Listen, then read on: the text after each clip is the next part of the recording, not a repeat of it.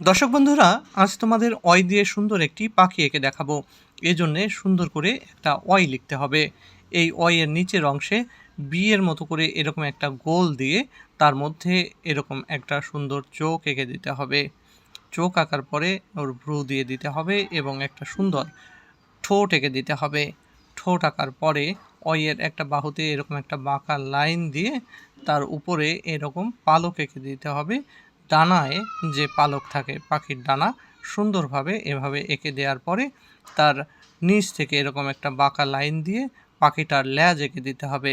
ল্যাজ আঁকার পরে অয়ের অন্য বাহুতে এরকম আরও কতগুলো পালক দিয়ে একটা ডানা এবং শেষে নিচে এভাবে পা এঁকে দিতে হবে এবং পরে সুন্দর করে রং করে দিতে হবে। আমি লাল, নীল, হলুদ বিভিন্ন রং ব্যবহার করেছি। তোমাদের আজকের এই পাখিটি কেমন লাগলো সেটি অবশ্যই কমেন্টে জানাবে এবং শেয়ার করে দেবে।